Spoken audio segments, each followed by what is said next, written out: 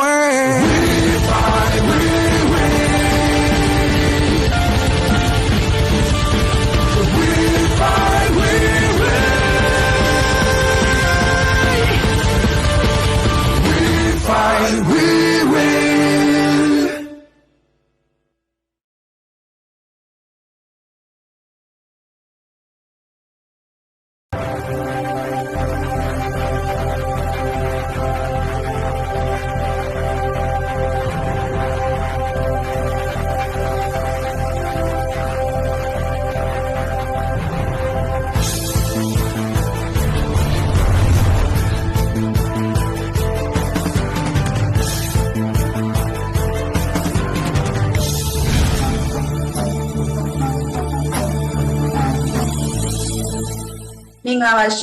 GBB ရုပ်မြင်သံကြားရဲ့ည8 နာရီထိနောက်ဆုံးရသတင်းတွေကိုတင်ဆက်ပေးပါတော့မယ်ရှင်။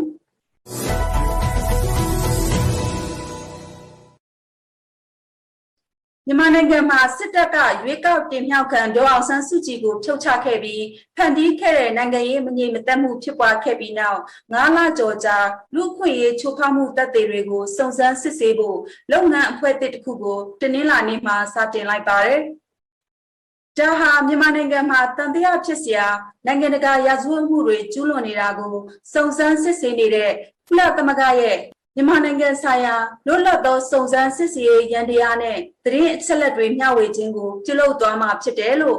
ဗြိတိရှအစိုးရမှရမုံငွေထောက်ပံ့တဲ့စီမံကိန်းမြန်မာ Witness ကပြောကြားခဲ့ပါတယ်။ ရိုက်တာကအမှတ်ချက်တောင်းခံဖို့မြန်မာစစ်ကောင်စီဘက်ကပြောရေးဆိုခွင့်ရပုဂ္ဂိုလ်နဲ့ဆက်သွယ်လို့မရသေးပါဘူး။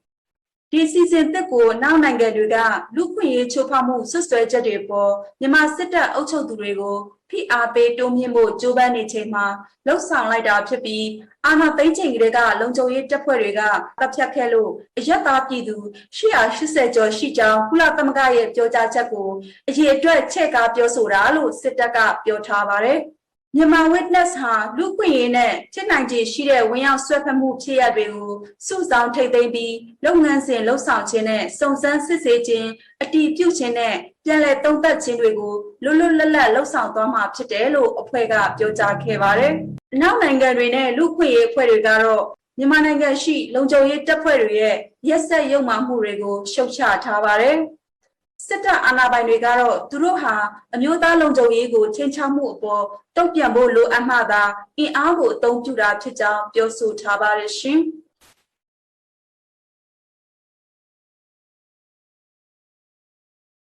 မကွေးတိုင်းစောမြို့နယ်ထဲမှာဇူလိုင်6 ရက်နေ့မနက်ပိုင်းက PDF စောနဲ့စစ်ကောင်စီကြမ်းဖက်တပ်တွေတိုက်ပွဲဖြစ်ပွားပြီးစစ်ကောင်စီဘက်က6 ယောက်သေဆုံးပြီး PDF အဖွဲ့ဝင်1ယောက်နဲ့ပြည်သူ1ယောက်ကြာဆုံးခဲ့တယ်လို့ PDF စောအဖွဲ့ကနေသိရပါတယ်။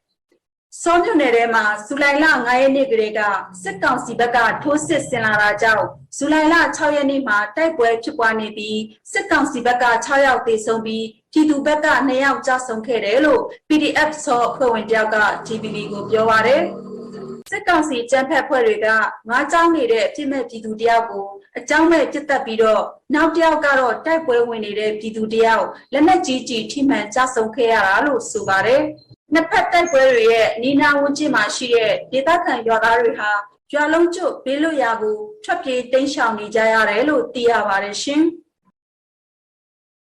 ရုရှားနိုင်ငံအနေနဲ့မြန်မာနိုင်ငံရဲ့ပြည်ပခါတွေကိုဖြည့်ရှင်းဖို့အရှေ့တောင်အာရှနိုင်ငံများအသင်းအာဆီယံရဲ့အချက်5 ချက်ပါရည်တည်ချက်ကိုခက်ခိုင်မာမာထောက်ခံကြောင်းရုရှားနိုင်ငံသားရေးဝန်ကြီးကအင်္ဂါနေ့မှာပြောကြားလိုက်ပါတယ်။ဒီသတင်းစကားကိုမြန်မာနိုင်ငံရဲ့စစ်တပ်ခေါင်းဆောင်ပိုင်းကိုလည်းပေးပို့ထားတယ်လို့ဆိုပါတယ်။မြန်မာခေါင်းဆောင်တွေစစ်တပ်ခေါင်းဆောင်တွေနဲ့ဆက်ဆံမှာ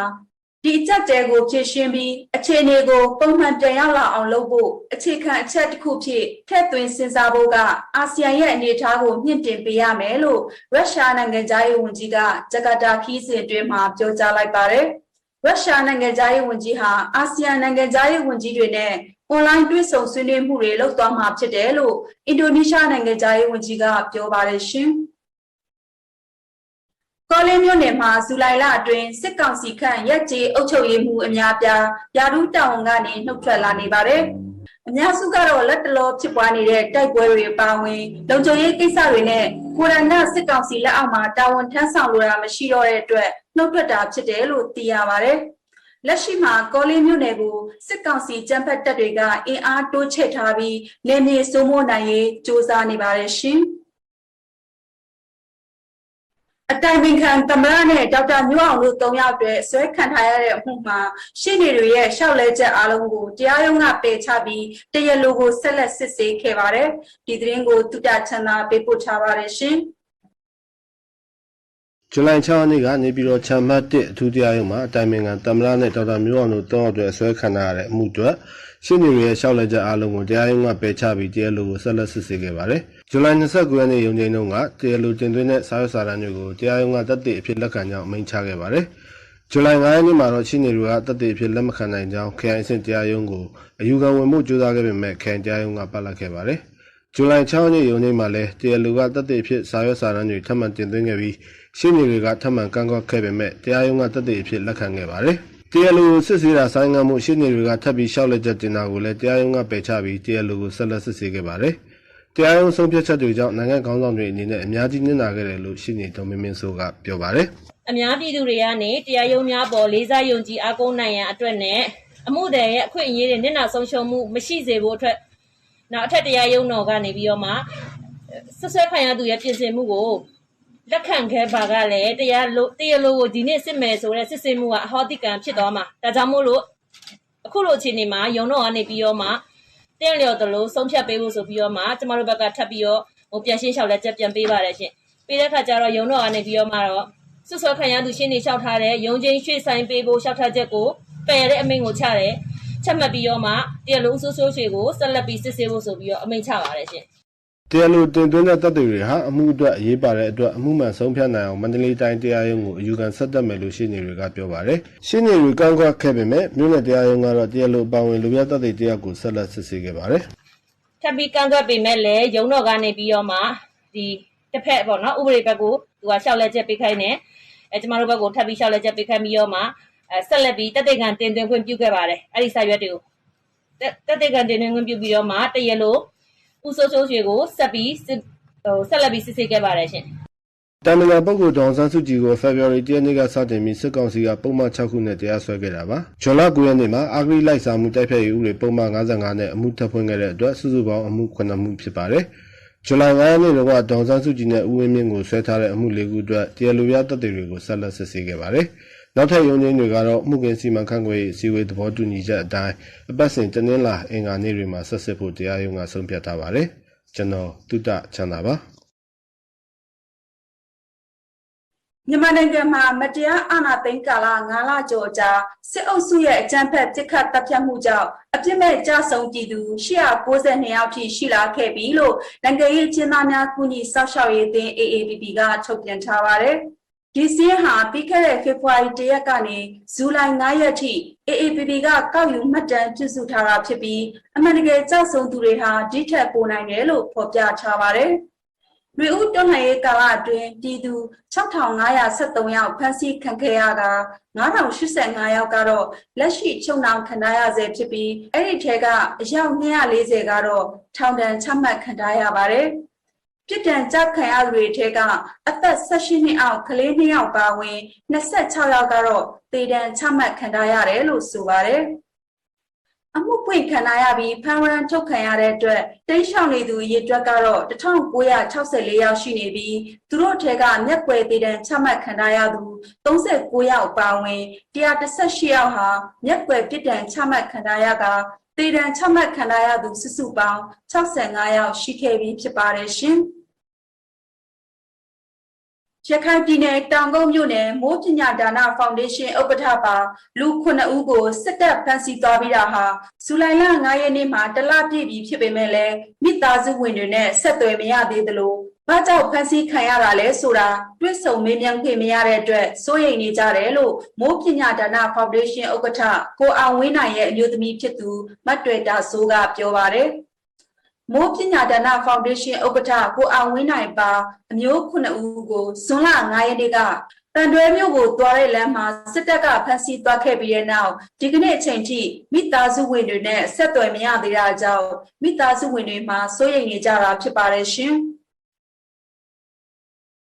စကိုင်းတိုင်းစလင်ကြီးမြို့နယ်မြောက်ချမ်းနဲ့ရင်းမပင်မြို့နယ်အရှိချမ်းမှာရှိတဲ့ကျေးရွာတွေစုပေါင်းပြီးကျေးရွာပေါင်းစုံတပိတ်စစ်ကြောင်းကိုဇူလိုင်လ6ရက်နေ့မနေ့ပိုင်းကစုဝေးချစ်တက်ခဲ့ကြပါတယ်။ဒေသတွင်ကိုဗစ်ကပ်ရောဂါကူးစက်မှုများနေပေမဲ့လည်းတပိတ်စစ်ကြောင်းမှာပါဝင်သူတွေကပါဇက်နှာခေါင်းကာကွယ်တွေတက်ဆင်ပြီးအင်အားရောကြမသွားဘဲစစ်အာဏာရှင်ကိုရတဲ့နည်းနဲ့နေ့စဉ်ရက်ဆက်ဆန့်ကျင်နေကြတာလည်းဖြစ်ပါတယ်။လက်ရှိမှာကျေးရွာပေါင်းစုံတပိတ်စစ်ကြောင်းစုဝေးချီတက်လာနေတာရက်ပေါင်း130ကျော်လာခဲ့ပြီလည်းဖြစ်ပါတယ်ရှင်။မြန်မာနိုင်ငံမှာရှိတဲ့ဆက်သွယ်ရေးကုမ္ပဏီတွေကထိပ်တန်းအမှုဆောင်ရာရှိတွေအားလုံးကိုခွင့်ပြုချက်မရှိဘဲနိုင်ငံကနေထွက်ခွာခွင့်မပြုကြောင်းစစ်ကောင်စီကတားမြစ်ထားတယ်လို့ Reuters သတင်းဌာနကဆိုပါတယ်။အဓိကဆက်သွယ်ရေးကုမ္ပဏီတွေအားလုံးဟာမြန်မာစာတိုင်းနဲ့ကျေးနန်းဆက်သွယ်ရေးဌာနကလျှို့ဝှက်အမိန့်စာတစ်စောင်ကိုဇွန်လမှာလက်ခံရရှိခဲ့တယ်လို့ဒီကိစ္စကိုသိရှိနေတဲ့သတင်းရင်းမြစ်တစ်ခုက Reuters သတင်းဌာနကိုပြောကြားပါတယ်။အဲ့ဒီလျှို့ဝှက်မိတ်စာထဲမှာတယ်လီကွန်ကုမ္ပဏီတွေကအစစ်မြင့်နိုင်ငံသားရောပြည်တွင်းမှုဆောင်ရာရှိတွေမျိုးစလုံးမြန်မာနိုင်ငံပြည်ပကိုဘယ်ခီးစဉ်မျိုးနဲ့မဆိုထွက်ခွာမယ်ဆိုရင်စစ်ကောင်စီစီကနေအထူးခွင့်ပြုချက်တောင်းခံရမယ်လို့ပါရှိပါတယ်။ဒါ့အပြင်ဆက်သွယ်ရေးကုမ္ပဏီတွေဟာစစ်ကောင်စီအတွက်ကြားဖြတ်နည်းပညာတွေကောင်းထည့်ဖို့အမိန့်ကိုလိုက်နာရမယ်ဆိုတဲ့တိကျစာတစ်စောင်ကိုလည်းလက်ခံရရှိခဲ့ပါတယ်။အဲ့ဒီနည်းပညာဟာဆက်သွယ်ရေးကုမ္ပဏီတွေစီကနေဘာကူညီမှမပါဘဲဖုန်းခေါ်ဆိုမှုတွေ message တွေနဲ့ online သွားတာတွေကိုထောက်လှမ်းဖို့စစ်ကောင်စီကိုခွင့်ပြုပေးမှာဖြစ်ပါတယ်။ကုမ္ပဏီတွေအနေနဲ့အစိုးရရဲ့အမိန့်ကိုလိုက်နာဖို့ဇူလိုင်9ရက်ထိအချိန်ရှိပြီးမြန်မာစစ်ကောင်စီဟာ spyware နည်းပညာကိုအသုံးပြုပြီးလက်နက်ကင်တွေကိုနှိမ်နင်းဖို့ရည်ရွယ်ထားတယ်လို့ Reuters မှာရေးသားထားပါတယ်။စစ်အာဏာပိုင်တွေဟာကြားဖြတ်နည်းပညာကိုအကောင့်ထဲပေါ်ဖို့အမှုဆောင်ရာရှိတွေကိုဖိအားပေးနေတယ်လို့ဆက်သွယ်ရေးကုမ္ပဏီ3ခုမှသတင်းရင်းမြစ်တွေကပြောပါတယ်ရှင်။မကွေးမြို့မှာဇူလိုင်6ရက်နေ့ကစစ်ကောင်စီရဲ့ဝန်ထမ်းနဲ့မိသားစုဝင်6ယောက်ပါဝင် COVID-19 အတည်ပြုလူနာ42ယောက်တွေ့ရှိခဲ့တယ်လို့သိရပါတယ်။မကွေးမြို့တီတကူမျက်စိကုဆေးရုံကိုဗစ်စစ်ဆေးစင်တာမှာတန်တရားရှိသူ120ယောက်ကိုစစ်ဆေးရမှာဆက်သွယ်ရေးဝန်ထမ်း1ယောက်အာကဝန်ထမ်း1ယောက်ပြည့်စင်ဝန်ထမ်း1ယောက်နဲ့ရဲဝန်ထမ်းမိသားစုဝင်3ယောက်ပြင်တမြို့လုံးနီးပါးရပ်ကွက်စုံက COVID-19 အတည်ပြုလူနာ42ယောက်တွေ့ရှိခဲ့ရတယ်လို့ပရိဒအဖွဲ့ဝင်တယောက်က GPP ကိုပြောပါတယ်။ပို့တွေ့လူနာတွေကိုတော့ပရိဒလူနာတင်ရင်တွေနဲ့မကွေးတိုင်းပြည်သူ့စေယုံ9တက်ဆောင်ကိုပို့ဆောင်ပေးခဲ့တယ်လို့ဆိုပါတယ်။အဲ့ဒီပို့တွေ့တဲ့နေရာတွေကိုပရိဒအဖွဲ့တွေကပို့သက်စေထန်းတာတွေလှုပ်ဆောင်နေပြီးတိုင်းတွင်းမှာရှိတဲ့စားတောက်ဆိုင်တစ်ဖက်ဆိုင်တွေကိုတော့စစ်ကောင်စီက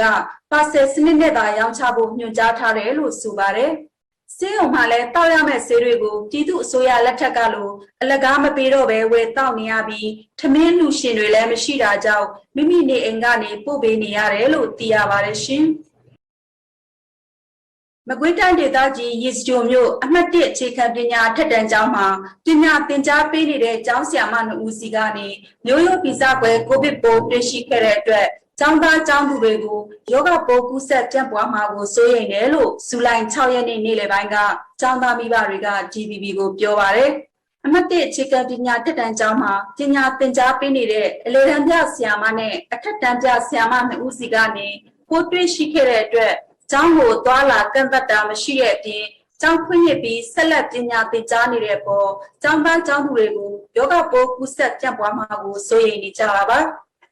ဇူလိုင်1ရက်နေ့ကခီးသွားရဆိုရင်ရှိတဲ့ကိုဗစ်တီကျူလူနာကတဆင့်ယောဂပိုးကူးစက်ပြန့်ပွားခဲ့ရမှာမြို့မရဲစခန်းကရဲတပ်ဖွဲ့ဝင်တွေပါဝင်အတီကျူလူနာ16ဦးထိရှိခဲ့ရကဇူလိုင်6ရက်နေ့မှာအတီကျူလူနာ9ဦးထပ်မံတွေ့ရှိခဲ့တဲ့အတွက်စုစုပေါင်းတည်ပြုလူနာ25ဦးထိယောဂကူးစက်ခံထားရပါတယ်။မြို့နယ်တွင်အခြေခံပညာတက်တန်းကျောင်း18ကျောင်းအလယ်တန်းနဲ့မူလတန်းကျောင်းပေါင်း209ကျောင်းကိုစစ်ကောင်စီအမိန့်နဲ့ဖိအားပေးဖွင့်လှစ်ခိုင်းထားတယ်လို့ပညာရေးဝန်ထမ်းတွေကဆိုပါတယ်ရှင်။နိုင်ငံတော်တိုင်ပင်ခံပုဂ္ဂိုလ်နဲ့အတူနေမိသားစုဝင်အားလုံးကိုဗစ်ကာကွယ်ဆေး2ကြိမ်ထိုးပြီးသွားပြီလို့သူ့ရဲ့ရှင်တွေကပြောပါတယ်။ဒီသတင်းကိုညီငယ်ပေးပို့ထားပါတယ်ရှင်။နိုင်ငံတော်တိုင်ပင်ခံပုဂ္ဂိုလ်ဒေါအောင်ဆန်းစုကြည်နဲ့အတူနေမိသားစုဝင်9ယောက်စလုံးကိုဗစ်ကာကွယ်ဆေး2ကြိမ်ထိုးပြီးသွားပြီလို့ရှင်နေဒေါ်မင်းမင်းစုကဇူလိုင်လ6ရက်နေ့ရုံးချိန်ပြီးမှပြောပါတယ်။ ဇူလိုင်လ6ရက်နေ့ရုံးချင်းမှာနိုင်ငံတော်တိုင်ပင်ခံပုဂ္ဂိုလ်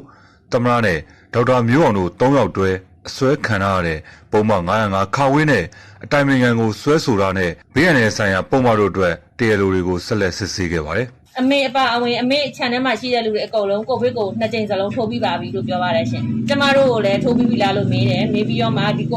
ဗစ်နဲ့ပတ်သက်ပြီးအထူးသတိထားဖို့လည်းထပ်ပြီးပြောပါတယ်ရှင်။ဇူလိုင်လ6ရက်နေ့ရုံးချင်းမတိုင်ခင်ခေါင်းဆောင်တွေနဲ့ရှင်းနေတွေဟာမိနစ်30ကျော်တွေ့ဆုံခွင့်ရခဲ့ပြီးကိုဗစ် -19 အခြေအနေနဲ့ပတ်သက်လို့ခေါင်းဆောင်တွေကစိုးရိမ်နေတယ်လို့ဆိုပါတယ်။ပြည်သူတွေအချင်းချင်းကျန်းမာရေးအသိတွေမျှဝေပြီးတတိထားနေထိုင်ကြဖို့လည်းပြောပါတယ်။ကာဝယ်ဆေးထိုးဖို့အခွင့်အရေးရရင်ဆေးထိုးကြဖို့လည်းအတိုင်ပင်ခံကတိုက်တွန်းခဲ့ပါတယ်။ပြည်သူတွေအချင်းချင်းလည်းဒီကိုဗစ်ကာကွယ်ရေးကိုဗစ်အတွက်ကိုတတိထားပြီးတော့နေထိုင်ကြဖို့အချင်းချင်းလည်းတတိပေးဖို့လည်းပြောပါတယ်။တိုင်ပင်ခံပုဂ္ဂိုလ်ဒေါ်အောင်ဆန်းစုကြည်ကိုဖေဖော်ဝါရီလ1ရက်နေ့ကစတင်ပြီးစစ်ကောင်စီကပုံမှန်6ခုနဲ့တရားစွဲဆိုခဲ့တာပါ။ဇွန်လ9ရက်နေ့မှာအဂရိလိုက်စားမှုတိုက်ဖျက်ရေးဥပဒေပုံမှန်55နဲ့အမှုထပ်ဖွင့်ခဲ့တဲ့အတွက်စုစုပေါင်းအမှု9မှုဖြစ်ပါတယ်။ဇူလိုင်9ရက်နေ့တုန်းကလည်းဒေါ်အောင်ဆန်းစုကြည်နဲ့ဦးဝင်းမြင့်ကိုဆွဲထားတဲ့အမှု4ခုအတွက်တရားလိုပြတပ်တွေတွေကိုဆက်လက်စစ်ဆေးခဲ့ပါသေးတယ်။နောက်ထပ်ရုံးချင်းတွေကတော့မှုရင်းစီမံခန့်ခွဲအစည်းအဝေးသဘောတူညီချက်တိုင်းအပတ်စဉ်တနင်္လာအင်္ဂါနေ့တွေမှာဆက်စစ်ဖို့တရားရုံးကဆုံးဖြတ်ထားပါတယ်။ကျွန်တော်ညီငယ်ပါခင်ဗျာ။ UWSA ဝထိန်ချုံမှု area အတွင်းကမိုင်းထက်မျိုးမှာ COVID-19 ပိုးကူးစက်ခံရသူတွေအနည်းဆုံး10ဦးကျော်တွေ့ထားတယ်လို့ဝဒေသတွေတွားရောက်လှုပ်လှုပ်ကိုင်နေတဲ့မြန်မာအလုပ်သမားတွေကပြောပါတယ်။ကူးစက်ခံရသူတွေဟာ KTV နဲ့စိန်အလုပ်ခံတွေပါဝင်တွားရောက်လှုပ်လှုပ်ကိုင်နေတဲ့မြန်မာအလုပ်သမားတွေမှာကူးစက်ခံရတာဖြစ်ပါတယ်။မနေ့က14ယောက်ကူးစက်ခံရတဲ့အတွက်ဆိုင်တွေ lockdown ချထားပြီးဒေသတွင်ကူးစက်မှုတွေပိုရှိနိုင်ကြောင်းမိုင်းပေါက်ဘက်မှာလည်းကူးစက်ခံရသူတွေရှိတယ်လို့ကြားကြောင်းဝါဒေသထဲဝင်ရောက်မှုတွေကိုတော့ထိန်းချုပ်ထားကြောင်းအလုပ်သမားတူကပြောပါတယ်ရှင်။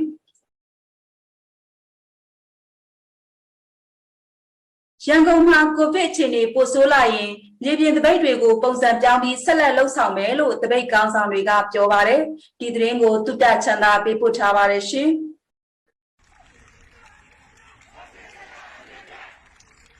ရန်ကုန်တိုင်းမှာကိုဗစ်တတိယလှိုင်းဖြစ်ပွားမှုနှုန်းပိုများလာတဲ့အပြင်စစ်ကောင်စီကလုံခြုံရေးပိုတင်းကျပ်လာတာကြောင့်မြေပြင်တပိတ်တွေဖော်ဆောင်မှုအခက်အခဲရှိနေတာပါစစ်ကောင်စီကကိုဗစ်ကိုအကြောင်းပြပြီးမြို့နယ်အလိုက်လမ်းတွေကို lockdown ချတာမျိုးတွေအထိဖြစ်လာနိုင်တယ်လို့လည်းတပိတ်ဦးဆောင်သူတွေကပြောပါတယ်လူစုလူဝေးနဲ့တပိတ်မှောက်တာမျိုးမဖြစ်နိုင်တော့ရင်တော့စီကံတကြတော်လှန်ရေးကြီးတွေကိုအသုံးပြုပြီးတပိတ်ဆက်မောက်မယ်လို့ဦးဆောင်လူငယ်တယောက်ကပြောပါတယ်အများကတော့ထွက်နေလို့ပါပဲပေါ့နော်နောက်ပိုင်းအခြေအနေကျက်လာရင်တော့ကျွန်တော်တို့နောက်တစ်မျိုး movement တွေလူအုပ်ကြီးနဲ့လုပ်တယ်မျိုးမဟုတ်ဘဲနဲ့တခြား movement တွေနဲ့ဆန္ဒကိုဖော်ထုတ်တာမျိုးတော်လှန်တာမျိုးကတော့အများအားတော့လုပ်နေတယ်ရန်ကုန်လူငယ်တွေအနေနဲ့အရင်လိုလူအင်အားအများကြီးနဲ့တပိတ်မှောက်တာမျိုးမဟုတ်ပဲမြို့နယ်အလိုက်ကျန်းမာရေးစည်းကမ်းတွေနဲ့အညီတပိတ်ကိုဆက်လက်ဖော်ဆောင်နေကြပါတယ်အချင်းချင်းကိုဗစ်စည်းကမ်းလိုက်နာဖို့တတိပေးတာ mask တက်တာလက်ဆေးတာတွေကိုတတိထားဆောင်ရွက်နေတယ်လို့ဆိုပါတယ်ရန်ကုန်လူငယ်တွေတာမကမန္တလေးမုံရွာစားတဲ့တနင်္ဂနွေလုံးကတပိတ်ဦးဆောင်လူငယ်တွေကကိုဗစ်ကိုကြောက်ရတာထက်စစ်အာဏာရှင်တပ်ဆိုးရှိမှကိုပိုကြောက်တဲ့အတွက်တော်လှန်ရေးကိုညီမျိုးစုံတုံးပြီးဆောင်ရွက်မယ်လို့ဆိုပါတယ်ကိုဗစ်ရှိတာလည်းရှိတာပေါ့ကျွန်တော်တို့လိုချင်တဲ့မိကွာနဲ့မရောက်သေးဘူးဆိုတော့ကိုဗစ်ရှိတယ်ကျွန်တော်တို့ကဆက်ပြီးထွက်နေမှာဆိုတော့စနစ်တကျလုပ်ထားပါတယ်ပေါ့မြန်မာနိုင်ငံမှာကိုဗစ် -19 ကြောင့်ဇူလိုင်9ရက်နေ့တရက်ထဲမှာ42ယောက်စံချိန်တင်သေဆုံးခဲ့ပြီးရောဂါကူးစက်မှုအသစ်2969ယောက်ရှိခဲ့တယ်လို့စစ်ကောင်စီလက်အောက်ခံကျန်းမာရေးဝန်ကြီးဌာနကထုတ်ပြန်ထားပါတယ်မြန်မာနိုင်ငံမှာရောဂါကူးစက်ခံရသူအတည်ပြုလူနာစုစုပေါင်း1,680,000 ကျော်အထိရှိလာပြီးကိုဗစ်ကူးစက်ခံရပြီးသေဆုံးသူ3,461ယောက်အထိရှိနေပါတယ်ကျွန်တော်တုတ္တချမ်းသာပါကြည်မြို့မှာ COVID-19 တတိယလှိုင်းဖြစ်ပွားလာခဲ့ပြီးတဲ့နောက်သေဆုံးသူ9ဦးထိရှိလာခဲ့ပြီးဖြစ်တယ်လို့ဒေသခံလူမှုကူညီရေးအသင်းတွေစီကနေသိရပါတယ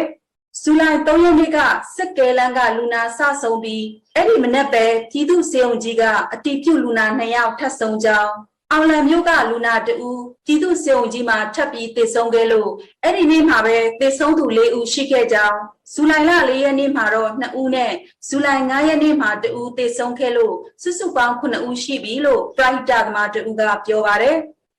ဇူလိုင်လ5ရက်နေ့ကသေဆုံးသွားတဲ့လူနာဟာရန်ကုန်မြို့မှာဆေးကုဖို့သွားရင်စစ်ကြည့်တဲ့အခါ COVID-19 ရောဂါပိုးတွေ့ရှိခဲ့တာကြောင့်ဒီမြို့ကိုပြန်လာပြီးအိမ်မှာဆေးကုသရင်သေဆုံးသွားခဲ့တာဖြစ်တယ်လို့သိရပါတယ်။ ပဲခူးတိုင်းနောက်ချမ်းမှာတာယာဝတီလက်ပံတန်းနဲ့မင်းလှမြို့နယ်တွေကိုတော့ stay at home ဖြစ်သတ်မှတ်ခဲ့ပြီးဖြစ်ပါတယ်ရှင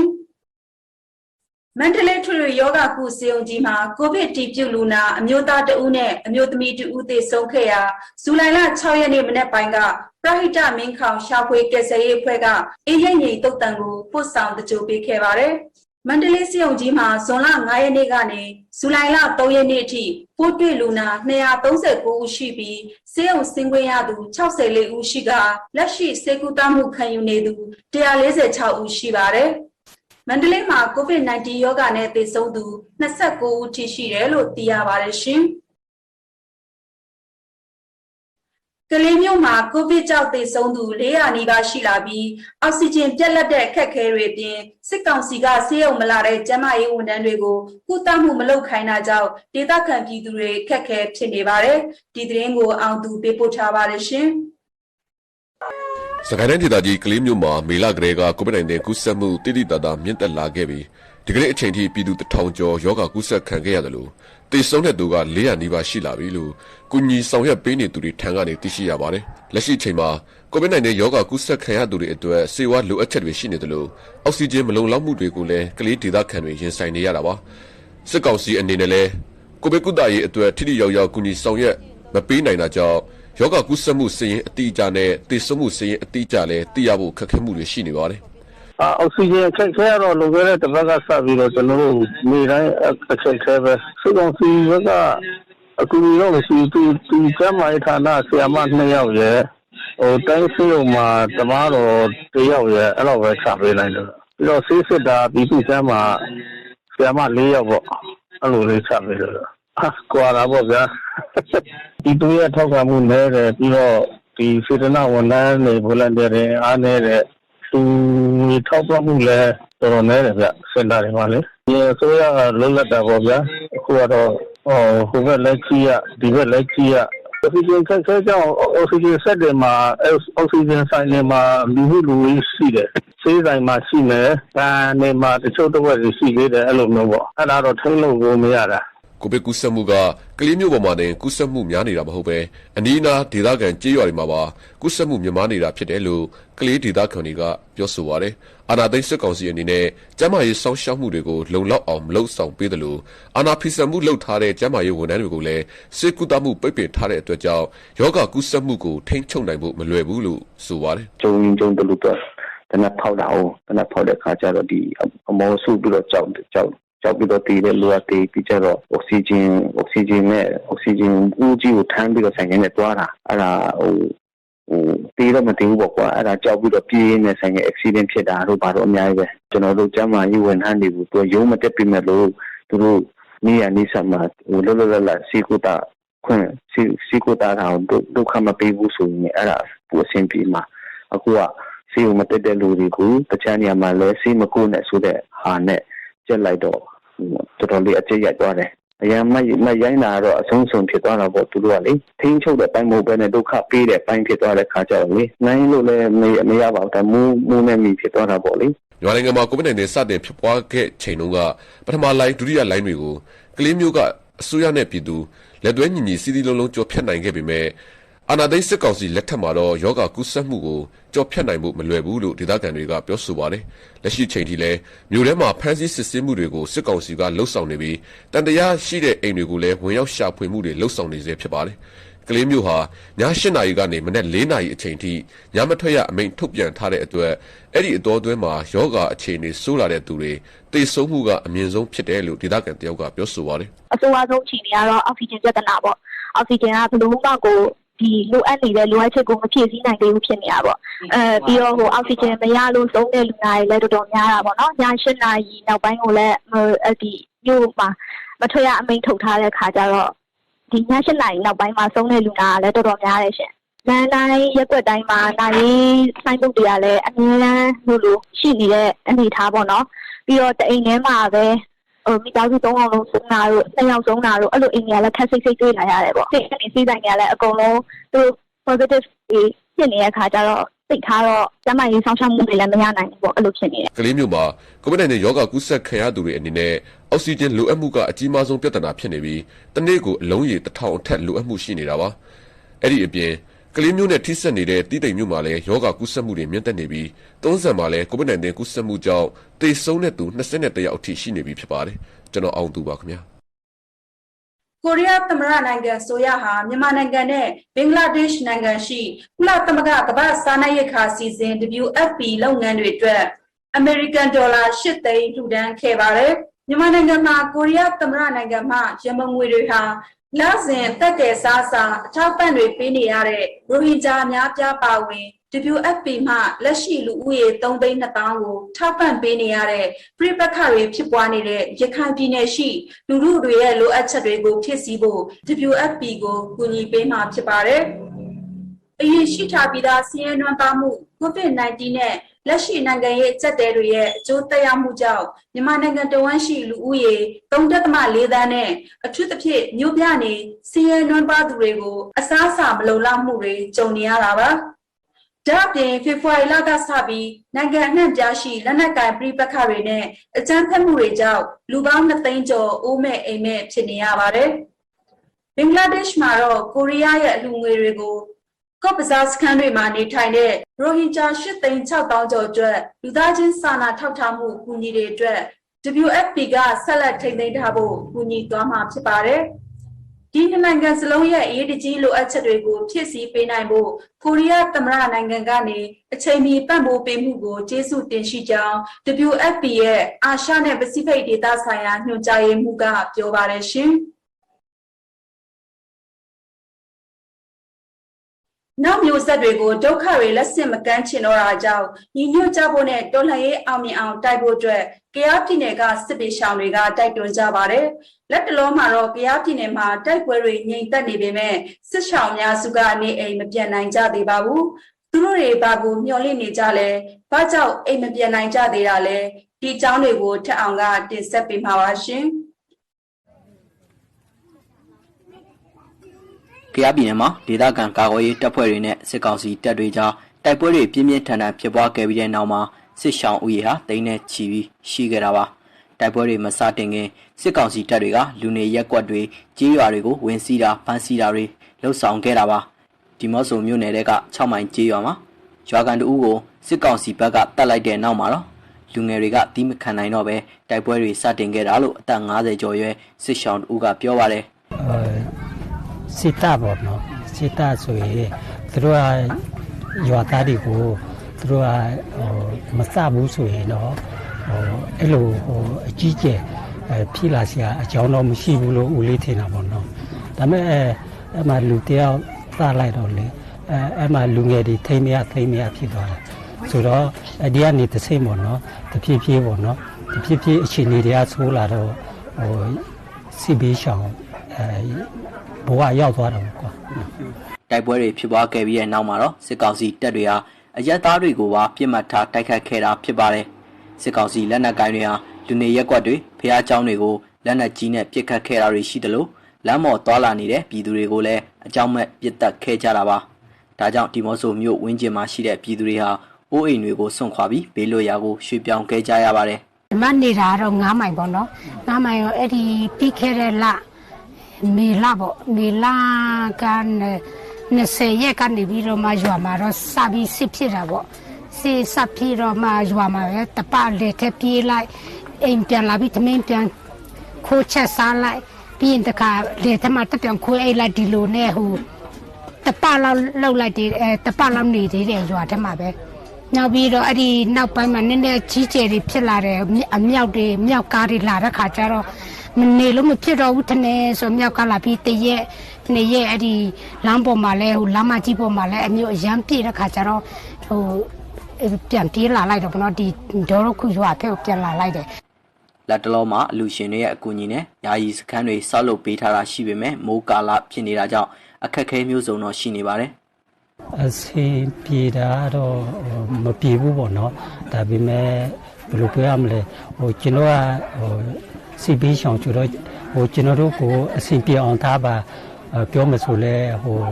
မကောင်းဘူးပေါ့နော်ဟိုဒီလိုပဲဟိုအဲ့လိုအိပ်ဖို့နေဖို့နေရာနဲ့နဲ့ရှိရင်တော့အစီပြေပြီးပဲလို့ပဲပြောရမှာပေါ့နော် အခက်ခဲတွေကတော့ရှိတယ်ပေါ့မိုးရွာတဲ့ချင်းဆိုစိတ်ညစ်ရဆုံးပဲဘဲမှတော့မတွားချင်ဘွဲတွေရောနော်ဟိုရေချိုးဖို့အဝတ်လျှော်ဖို့လည်းတကူမှအဆင်မပြေသေးဘူးအဲ့လိုမျိုးပေါ့အိမ်သာကတော့ပြီးခဲ့တဲ့ရက်တရက်နေ့ပဲဟိုကိုရာအမျိုးပေါ့နော်ငါအိမ်တလုံးဆိုလို့အပေါ်ကတော့သူ့မိုးကအမျိုးပဲပေါ့နော်မိုးကလည်းပဲအိမ်သာတွေတော့ငါအိမ်တလုံးဆောက်ကြရတာပေါ့ဒါတွေပြင်ကလေးတွေရဲ့ပညာရေးအတွက်လည်းစိုးရိမ်နေကြရတာပါဒါပေမဲ့လည်းနေရက်ကိုတော့မပြန်နိုင်ကြသေးပါဘူးလက်တလုံးမှာတိုက်ပွဲတွေငြိမ်နေပေမဲ့စစ်ကောင်စီတပ်တွေက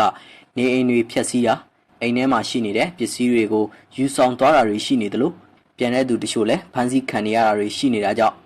အိမ်ကိုမပြန်ရဲကြသေးတာလို့ဆိုပါတယ်အိမ်ကတော့လွမ်းတာပေါ့ရဲ့တိုင်းပဲနေဒီမန်ဒီဆိုဘွဲထားလိုက်ဟိုကအိမ်လဲစင်အိမ်ပြန်ချင်တယ်အိမ်ပြန်ချင်တာတော့ရဲ့တိုင်းပါပဲဒါမဲ့လဲဟိုကလေးအတွက်လဲစဉ်းစားရတယ်ကလေးကိုကပြေးမယ်ဆိုလူကြီးကတော့ပြေးလို့ရပြီမဲ့ကလေးကပြေးလို့မရတော့အဲ့ဒါတော့ပြန်တော့မနေရဲဘူးအဲ့လိုမျိုးဖြစ်နေတာပေါ့နော်ဘာဒီပြည့်သွားလဲဆိုရင်ဒီကတကားဒီပေါ့နော်အကုန်လုံးထုကွဲရပါတော့နော်ထုကွဲတယ်အိမ်ကပစ္စည်းတွေဆိုလဲအကုန်လုံးယူရပါတော့အဲ့မှာဦးလေးချင်မှာကဘာဒီပါသွားလဲဆိုရင် TV တလုံးပေါ့နော်အချို့ဆက် digital အချို့ဆက်တလုံးနောက်ပြီးတော့ရေခဲသိတာတလုံးနောက်ပြီးတော့ရေဘော်ဆက်ဒီလေလက်သမားသုံးတဲ့ရေဘော်ဆက်ဒီအကုန်လုံးယူသွားတယ်နောက်ပြီးတော့ကျွေးပကံဒီဆိုလဲအကုန်လုံးရိုက်ခွဲတယ်ဒါအပြင်တိုက်ပွဲတွေပြန်ဖြစ်မလားဆိုတဲ့စိုးရိမ်မှုတွေလည်းရှိနေကြတာပါတကယ်လို့တိုက်ပွဲတွေပြန်ဖြစ်လာအောင်မယ်စစ်ပောင်ကျဲလာအောင်မယ်ဆိုရင်တော့ပြေးစရာနေရာဟာတောတွေတောင်တွေပဲကျန်တော့တယ်လို့ဆိုကြပါတယ်အခုလားမပြေတော့ဆိုတကယ်လို့ဒီမှာထားရောက်လာရင်တော့တောတောင်မှာပဲခိုးရတော့မှာပေါ့တမို့လေတေးချရှိလေတေးရတော့မှာပဲအဲ့လိုပဲဆုံးဖြတ်ကြမပြေးနိုင်တော့ဘူးလေဒီမှာမှအဲ့လောက်အေးတယ်တလောက်ခက်ခဲနေပြီဟိုလူလာလည်းမနေရစိတ်ချမ်းသာတယ်ဟဲ့တလို့စိတ်လည်းမချမ်းသာဘူးသူများအိမ်မှာဆိုတဲ့မျိုးကိုယ်နဲ့လည်းမတူဘူးလေသူများဘယ်လောက်ပဲကောက်မတူလားနော်ထပ်ပြေးဖို့ဆိုရင်တော့တောင်းပဲခိုးရတော့မယ်စစ်ဘေးရှောင်းတွေဟာနေရေးထိုင်ရေးစားရေးတောက်ရေးနဲ့ကျန်းမာရေးအားလုံးဟာခက်ခဲနေကြပြီးဒီလိုစစ်ရှောင်းနေရတဲ့ဒုက္ခကိုပထမဆုံးခံစားပူကြတာလို့ဆိုပါတယ်ဒီလိုမျိုးဒုက္ခတွေကိုနာမျိုးဆက်တွေကိုလက်ဆင့်မကမ်းကျင်တော့ဘူးလို့ဆိုပါတယ်ဒါကြောင့်ဒေါ်လာရေးလုံနေတဲ့သူတွေလက်နက်ကင်ဖွဲ့တွေအားလုံးညီညွတ်နဲ့ဒေါ်လာရေးနိုင်အောင်တိုက်ကြဖို့တိုက်တွန်းကြပါတယ်ကျမအနေနဲ့ကတော့ဘယ်လိုပြောမလဲဆိုဒီပါလဲအရေးတော့ပုံကတော့ကိုယ်စိတ်နဲ့ကိုပြောရမှာအောင်မြင်မှပဲရမယ်ကျမတို့ဒီလောက်ဒုက္ခဟိုဒီလောက်ထိရောက်ပြီးမအောင်မြင်ဘူးတဝက်တပြက်ဆိုကျမတို့အခက်မှာမပြီးမပြဘူးနောက်တစ်ခေတ်ပြန်ရောက်သွားမယ်ကျမတို့တာသမီခေတ်ပြန်ရောက်လဲမပြီးမပြတရားဒီဟာပဲဒီတိုင်းပဲပြန်လာမယ်ကျမတို့တာသမီခေတ်မပြီးဘဲနဲ့မြေခေတ်ကြိုင်လဲဒီတိုင်းပြန်လာလို့ရှင်လဲမပြီးလုံးမလုံးလဲအပြီးပေါ့နော်နိုင်စီချင်တာပေါ့အဲ့လိုမျိုးပေါ့အဲ့လိုတို့အားလုံးညီနဲ့ပြပူပေါင်းပြီးတော့လုပ်ပြီးပူအောင်မြင်မယ်ထင်တယ်ပဲကြားပြည်နယ်မှာလက်တလော့ပြစ်ခတ်ရထားပေမဲ့မြေပြင်အခြေအနေဟာစိုးရိမ်စရာအနေထားမှာပဲရှိနေသေးတာကြောင့်အများစုကနေရက်မပြန်နိုင်ကြသေးပါဘူးအာဏာသိမ်းပြီးတဲ့နောက်ပိုင်းစစ်ကောင်စီရဲ့အကြမ်းဖက်နှိပ်စက်မှုပြစ်ခတ်မှုတွေကြောင့်ကြားပြည်နယ်မှာအရက်သားတေဆုံးမှုကလည်း80ကျော်ထိရှိခဲ့ပါတယ်ကျွန်တော်ထပ်အောင်ပါလက်တလော COVID-19 တတိယလှိုင်းကူးစက်မှုတွေမြင့်တက်နေတဲ့ထိုင်းနိုင်ငံမှာအမေရိကန်နိုင်ငံထုတ် Pfizer COVID-19 ကာကွယ်ဆေးတန်း30ဝယ်ယူနိုင်ဖို့အစိုးရကဒီကနေ့အတည်ပြုလိုက်ပါတယ်။ဒီကာကွယ်ဆေးတွေဟာထိုင်းနိုင်ငံစီလာမယ့်အောက်တိုဘာလထဲမှာရောက်ရှိနိုင်မယ်လို့ခန့်မှန်းထားပါတယ်။ထိုင်းနိုင်ငံတဝမ်းမှာတော့လက်ရှိအချိန်ထိ COVID-19 ရောဂါကူးစက်ခံရသူအရေအတွက်3 သိန်းနီးပါးနဲ့သေဆုံးသူ2300ကျော်ရှိနေတာဖြစ်ပြီးအာဆီယံနိုင်ငံတွေထဲကူးစက်မှုအမြင့်ဆုံးထိပ်တန်း9နိုင်ငံထဲမှာပါဝင်နေပါတယ်။ဒေသတွင်းကူးစက်မှုအမြင့်ဆုံးနိုင်ငံအဖြစ်အင်ဒိုနီးရှားနဲ့ဖိလစ်ပိုင်နိုင်ငံတွေကတန်းချီကူးစက်ခံရပြီးတတိယနေရာမှာတော့မလေးရှားနိုင်ငံကရောဂါကူးစက်ခံရသူ9,900,000ကျော်နဲ့ရှိနေတာပါ။ တကမ္ဘာလုံးမှာတော့ COVID-19 ရောဂါကူးစက်ခံရသူပေါင်း185သန်းနီးပါးရှိလာခဲ့ပြီဖြစ်ကသေဆုံးသူ4သန်းကျော်ရှိလာခဲ့ပြီဖြစ်ပါတယ်ရှင်။အမေရိကန်နိုင်ငံမိုင်ယာမီမြို့ကမ်းခြေကကွန်ဒိုမီနီယံပြိုကျမှုကြောင့်သေဆုံးသူဦးရေဟာဇူလိုင်9ရက်မှာတော့28ယောက်ထိမြင့်တက်ခဲ့တယ်လို့အရာရှိတွေကပြောပါတယ်။ဖလော်ရီဒါပြည်နယ်က12ထပ်လူနေဆောက်အုံပြိုကျပြီး17ရက်ကြာမှာနောက်ထပ်လူ18ယောက်ပျောက်ဆုံးနေဆဲပါ။ပြိုကျကလေးကအခုထိရှာဖွေကယ်ဆယ်ရေးသမားတွေဟာပျောက်ဆုံးသူတွေကို24နာရီပတ်လုံးနီးပါးရှာနေကြပါတယ်။အပူပိုင်းမုန်တိုင်းအယ်ဆာကဒေသရင်းတိုက်ခတ်ဖို့ချင်းကပ်လာနေလို့ရှာဖွေကယ်ဆယ်ရေးသမားတွေကိုတိုးရှာနိုင်အောင်အဆောက်အအုံရဲ့ကျန်တဲ့အစိတ်ပိုင်းကိုတနင်္ဂနွေနေ့ညမှာဖြိုချခဲ့ရပါတယ်။ကယ်ဆယ်ရေးသမားတွေအတွက်အန်ဒီရဲ့ချင်းချမှုဖြစ်နေလို့ပြိုမလို့ဖြစ်နေတဲ့အဆောက်အအုံရဲ့ကျန်ရစ်တဲ့အစိတ်ပိုင်းတွေကိုထိန်းချုပ်ဖြိုချဖို့အရာရှိတွေကဆုံးဖြတ်ခဲ့တာပါရှင်။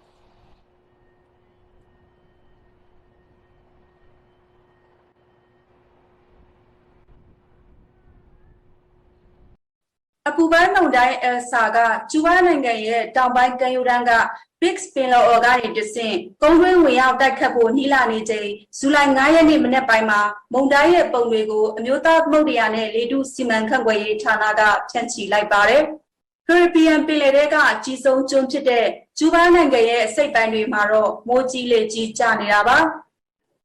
မုန်တိုင်းဟာတနအီ14မိုင်နှုန်းနဲ့အနောက်မြောက်ဘက်ကိုရွှေ့လျားနေပြီးလေတိုက်နှုန်းကတော့တနအီမိုင်60ထိရှိတယ်လို့ကျူးဘားမိုးလေဝသဌာနကပြောပါတယ်။မိုးလွဲပိုင်းမှာမုန်တိုင်းကကျူးဘားနိုင်ငံရဲ့ကုန်းတွင်းပိုင်းကိုဝင်ရောက်တိုက်ခတ်ပြီးညတွင်ချင်းမှာမြို့တော်ဟာဗနာနဲ့မာတန်ဇက်မြို့တွေကြားကနေဖြတ်တန်းထွက်ခွာသွားလိမ့်မယ်လို့မိုးလေဝသဌာနကပြောပါတယ်။မုန်တိုင်းလမ်းကြောင်းပေါ်မှာရှိတဲ့ကျူးဘားပြည်သူတသိန်းကျော်ကိုဘေးလွတ်ရာမိသားစုနဲ့မိတ်ဆွေအိမ်တွေစီရွှေ့ပြီးလူထောင်ချီကိုတော့အစိုးရကခုလိုရေးဌာနတွေစီရွှေ့ထားတယ်လို့အစိုးရမီဒီယာကပြောပါတယ်ရှင်။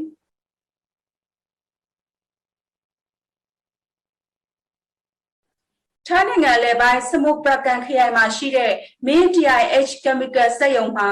ဇူလိုင်9ရက်မနေ့ကပောက်ကွဲမီးလောင်မှုဖြစ်ပွားခဲ့ပြီးမီးကိုထိန်းချုပ်နိုင်ခဲ့ပေမဲ့မီးခိုးမြုံမုံတွေဟာဒီမနက်ထိလေထုထဲမှာပြန့်လွင့်နေပါတယ်။စက်ရုံမှာတူလောင်ထားတဲ့ဓာတုဆေးရည်တွေပောက်ကွဲမီးလောင်တာကြောင့်လေထုထဲမှာလူကိုအန္တရာယ်ဖြစ်စေနိုင်တဲ့အဆိပ်သင့်ဓာတုတွေပါဝင်နိုင်ကြောင်း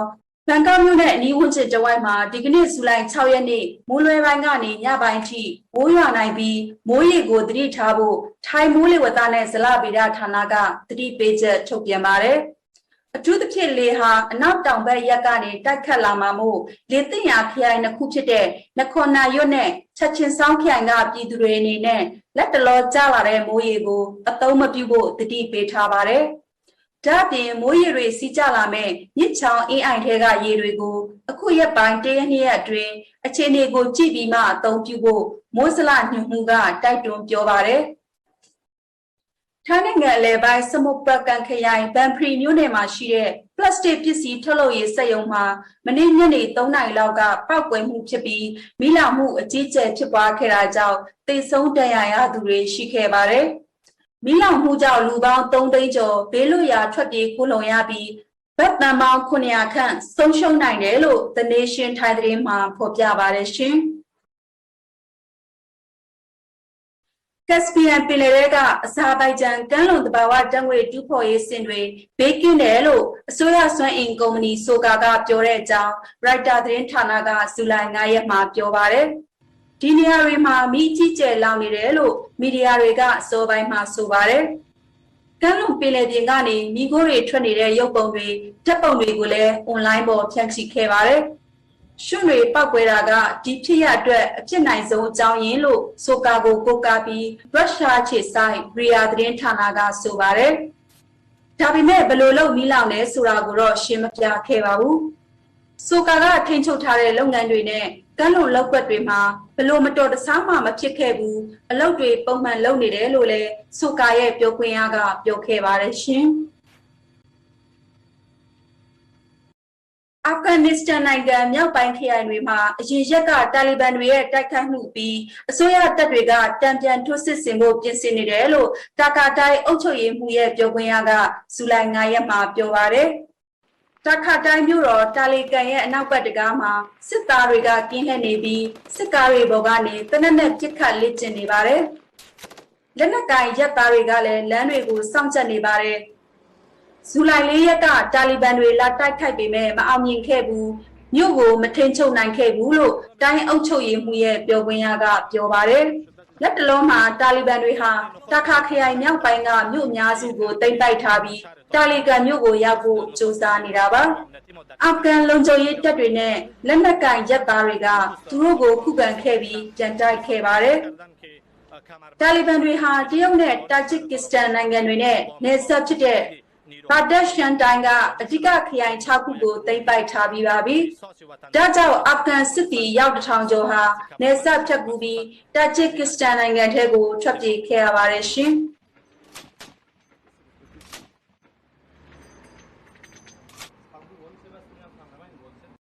ယူရို2020ဆီမီဖိုင်နယ်အဆင့်ကိုတက်လှမ်းနိုင်ခဲ့ပေမဲ့ဒီအောင်မြင်မှုဟာအသင်းသားတွေအတွက်ကျင်းနှံလောက်စရာအောင်မြင်မှုမဟုတ်သေးကြောင်းအင်္ဂလန်ပြည်ပြဆောက်ကကပြောပါတယ်။အင်္ဂလန်သင်းဟာပြီးခဲ့တဲ့2018ကမ္ဘာဖလားမှာတုန်းက